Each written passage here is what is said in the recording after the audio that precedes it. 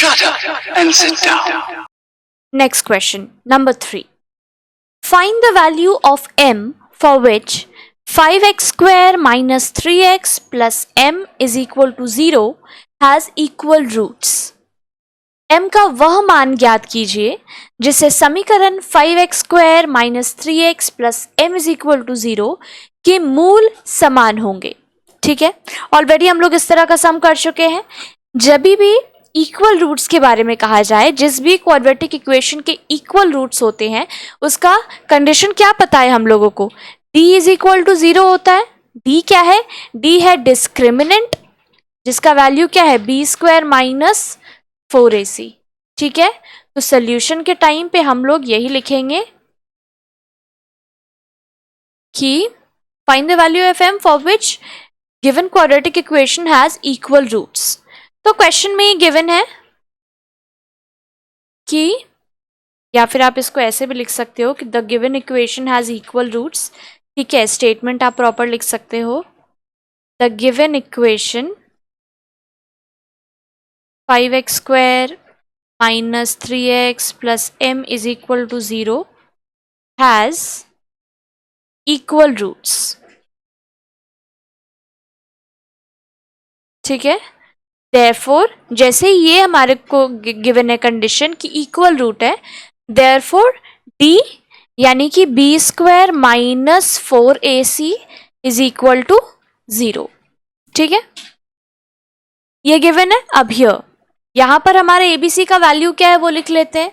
Here a is equal to 5. a क्या था, देखिए यहाँ पर हम प्रॉपर यहाँ पे लिखते हैं formula standard form ax square plus bx plus c is equal to 0. ठीक है, और यहाँ पर इक्वेशन क्या गिवन है 5x square minus 3x plus m is equal to 0. तो a की वैल्यू क्या हो गई 5, b की वैल्यू क्या है -3, b is equal to -3 and c की वैल्यू तो क्लियर दिख रही है, c is equal to m. ठीक है, अब now b square minus 4ac is equal to 0. अब यहाँ पर बस वैल्यू पुट कर देंगे. b की जगह क्या है -3, तो -3 का होल स्क्वायर कर लेंगे. -4 इंटू a की जगह क्या है 5, c की वैल्यू क्या है m, that is equal to 0. बस जो वैल्यू हमने निकाला वो हम पुट कर रहे हैं यहाँ पे. ऑलराइट, अब सॉल्व कर लेंगे. -3 का जब होल स्क्वायर करेंगे तो क्या आएगा 9 आएगा, और -4 इंटू 5 क्या है 20m is equal to 0.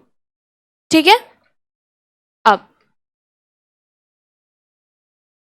20m की वैल्यू निकालनी है. ठीक है, तो या तो आप कर सकते हो यहाँ पर 9 इज इक्वल टू 20m.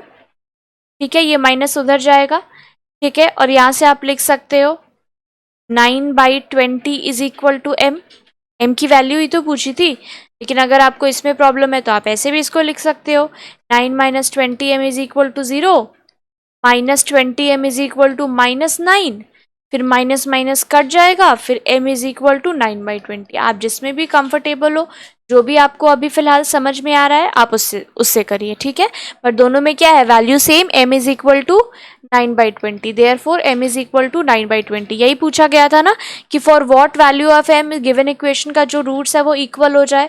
तो जैसे ही गिवन इक्वेशन का रूट्स इक्वल होगा इसका मतलब है d यानी कि हमारा b स्क्वायर माइनस 4ac की वैल्यू 0 हो जाएगी, और वो हमने पुट किया तो हमारे पास m की वैल्यू आ चुकी है.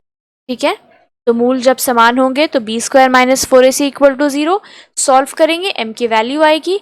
यही हमारा क्या हो जाएगा आंसर.